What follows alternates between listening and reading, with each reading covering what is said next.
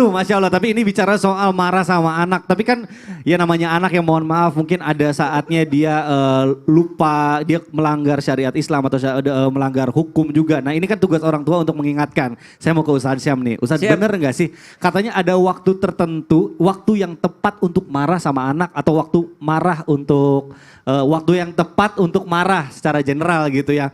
Apakah ada batasan tertentu seseorang meluarkan amarah dalam keadaan tertentu yang gak akan bikin keberkahannya hilang gitu. Wah ini penting nih. Ini marah bentuknya general kan? Iya. Bukan marah orang tua sama anak kan? Iya ini sekarang. Marah secara keseluruhan kan? Iya. Sasam, bahas lah. Tapi guru Ustaz Maulana Abisman, Mas Mikdad serta guru-guru kami dimuliakan Allah Subhanahu wa taala serta seluruh orang tua yang dimuliakan Allah Subhanahu wa taala. Bismillahi masyaallah la yasuqul khair illallah. Bismillahi masyaallah la yasrifus su'a illallah. Bismillahi masyaallah ma kana min ni'matin faminallah. Bismillahi masyaallah la haula wala quwata illa billah. Maka subhanallah, jikalau dikatakan ada enggak waktu kita marah, waktu tertentu kita boleh marah. Betul. Gitu aja ya. Iya. Karena marah tidak boleh sebenarnya. Oh gitu. Bagaimanapun marah itu adalah dikatakan lebih baik kita memaafkan. Ya fabima rahmatin minallahi linta lahum.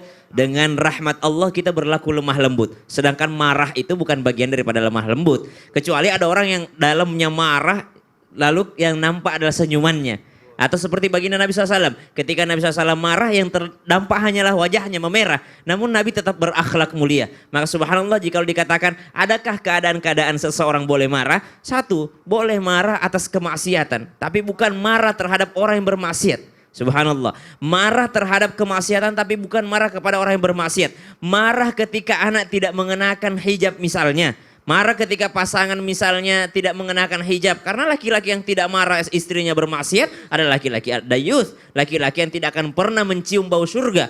Maka dia perlu marah terhadap kemaksiatannya tapi bukan marah kepada orangnya. Subhanallah. Bagaimana maksudnya? Berusaha untuk merubahnya, berusaha untuk menasihatinya, berusaha untuk mendakwahinya. Maka marah terhadap perilaku maksiat bukan kepada pelaku kemaksiatan. Itu yang pertama. Yang kedua, kapan kita boleh marah? Ketika agama kita ini diinjak-injak. Ada orang yang mempermainkan agama, ada orang yang menghinakan agama, lalu mengangkat bendera untuk peperangan.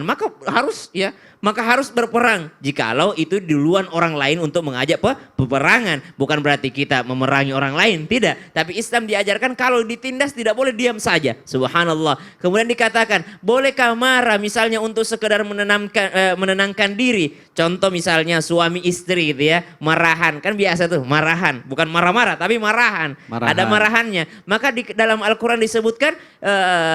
Fassalihatu qanitatun hafidhatun lil ghaibi ma hafidhallah. واللاتي تخافون نشوزهن فعظوهن واهجروهن في المضاجع واضربوهن.